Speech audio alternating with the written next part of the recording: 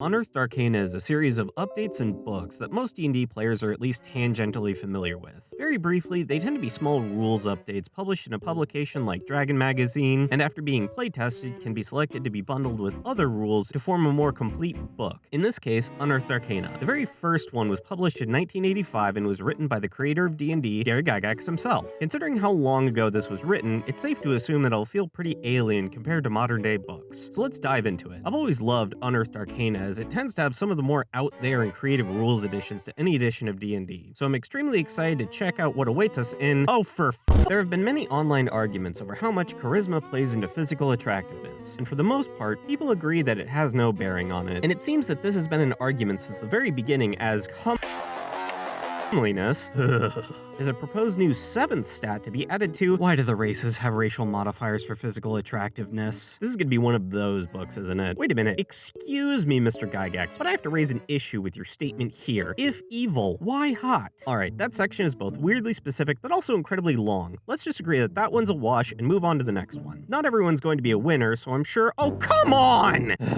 So, okay, I'm sure some of you will remember, but most modern players won't have ever heard about it. But the different races used to be vastly different. In 5th edition specifically, all the races, rules-wise, are nearly identical. Yes, modifiers and such. Meanwhile, back at the start, some races were simply locked out of playing specific classes. In addition, even if they could take one, you could also just be locked to a specific max level. Oh, what's that? That's weird, you say? Well, buckle up, because it's not just race that determines it. That's right, what classes you can take and what max level you can reach is also determined by your biological sex. Skipping over the many charts about— dear lord, why did they have to specifically say dark males and dark females when no other one is divided like that by gender? Oh right, matriarchy, therefore evil. Which races can get to what level, and how your stats also limit what your highest level in said class can be. We get to racial interactions, which is just— why is it phrased racial preference table? It would have cost you $0 to just not do that. This chart is meant to be a list of which races hate or love the other races, which is just—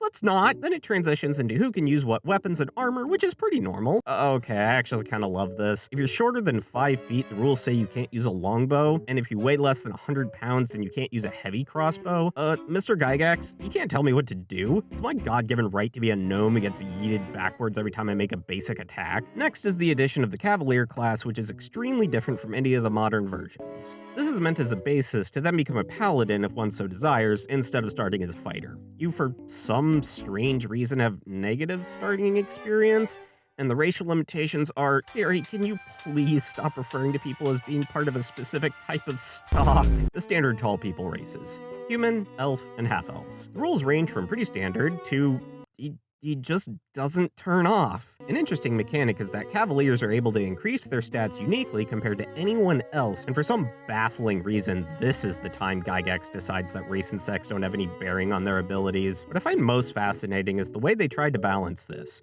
Beyond the alignment restrictions that many classes have, they have a very strange, almost AI auto-targeting system. They must attack enemies in a specific order and don't have any choice in the matter. Not only do they have to attack, but they must charge at full speed.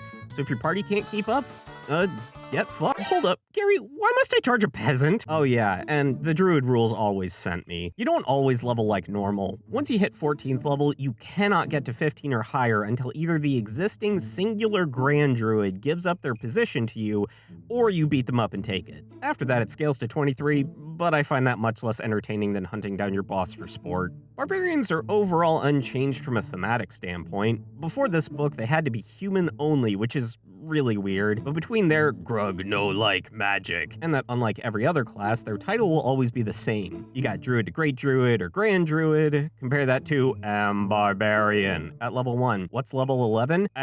Barbarian. Honestly, the biggest difference is that they used to get a bunch of ranger-like abilities, like hiding in the wilderness, but they also had the innate ability to detect magic, which is pretty cool. I just think it's hilarious that if they can use magic items or even associate with clerics or magic users, it entirely depends on their level, which I know conceptually is just because it's representing them becoming more experienced with the outside world, but I do find the idea of a player telling their DM to give them levels, or they'll turn the campaign around because that's what the book says, is just quality. Ah yes, here we are.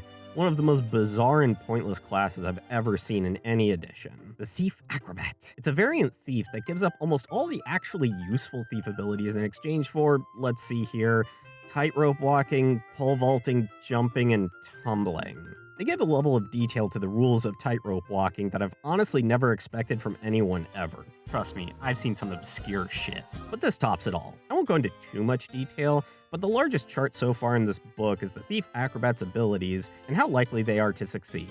Really, this feels like if you pick it, then it's just you staring your DM right in the eye and daring them to let you be useful. Just as a note, I'm sure everyone who's played D&D more than once has become familiar with at least the concept of fall damage. In most edition, it caps out after a point, which makes sense, terminal velocity and whatnot. However, these rules, meant to represent someone good at this stuff, makes falls worse. Not just worse, but it just keeps stacking up to the point that it's more the red smear rule. Now, this is what I personally feel like Gygax had intended for the original rule set, but never got around to writing it down, and people abused it, so this was just his petty way to get back at them. For now, I'm going to skip over the weapon rules and Mr. Gygax's weird obsession with polearms because, dear lord, no, not now at least. But rather, I'm going to pick a high-level spell at random and see what high-level magic is like in old D&D. Here we go. Energy Drain, a classic. It deals negative levels, which is a mechanic removed in 5th edition because they're cowards. To put it simply, it's a temporary modifier that makes you fight as if you're X levels lower.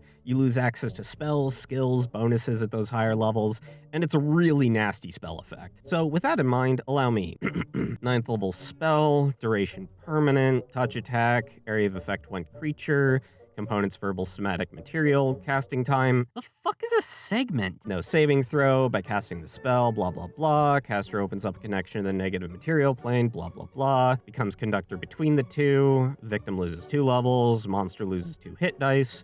There's a 5% chance you also lose a level? Why?